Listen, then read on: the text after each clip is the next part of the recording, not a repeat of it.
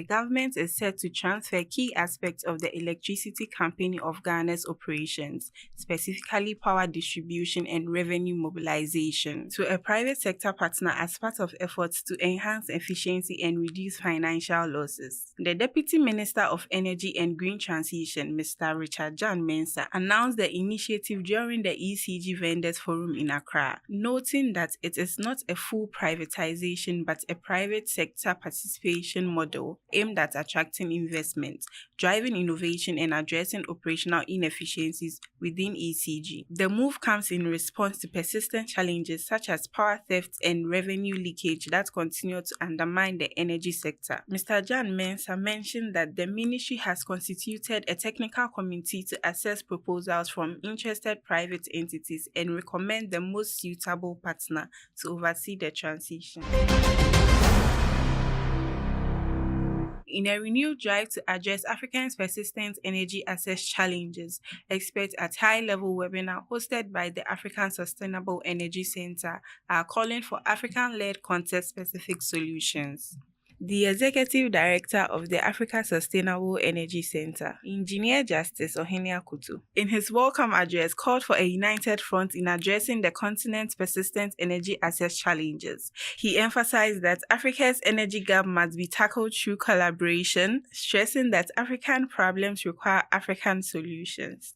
Held under the theme, Bridging Africa's Energy Access Gap, Challenges, Innovations and Path Forward, the dialogue brought together experts who agree that energy poverty on the continent stems not only from a lack of resource, but from weak leadership, poor infrastructure, and systemic issues tied to Africa's development path. The Secretary General of the African Petroleum Producers Organization, Dr. Umar Farouk Ibrahim, noted that Africans' problem isn't poverty, but a lack of visionary leadership and political will. He stressed that despite producing significant oil and gas, most of it exported, leaving citizens with limited access to energy. Adding to the conversation, Dr. Ofosu Ahenkra and Monique Moti of the African Development Bank highlighted how externally driven development models and misaligned political structures continue to undermine progress.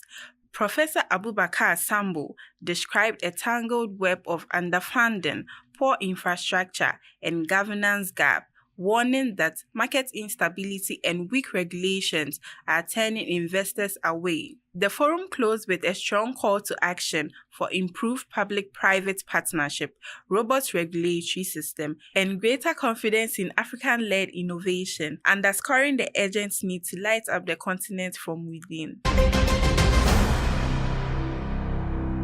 Nigeria has taken a major step toward launching the African Energy Bank, with all key legal and governance frameworks now finalized. The announcement came during a high-level meeting in Abuja, chaired by Minister of State for Petroleum Resources, Henneken Lopobiri. The session attended by Afri-Exim Bank President Prof. Benedict Orama and APO Secretary General Dr. Umar Farouk Ibrahim confirmed that all critical milestones for the bank's establishment are either completed or on track. Mr. Lopobiri hailed the African Energy Bank as a transformative institution for financing energy projects across the continent, noting that Nigeria's hosting of the headquarters reinforces its leadership role in Africa's hydrocarbon sector. Backed by strong support from member countries and private investors, the bank has already mobilized $19 billion, with its Abuja headquarters nearing completion. Oil prices dipped on Monday, weighed down by renewed concerns over global economic stability. The drop followed Moody's downgrade of the U.S. sovereign credit rating and fresh signs of slowing momentum in China's economy.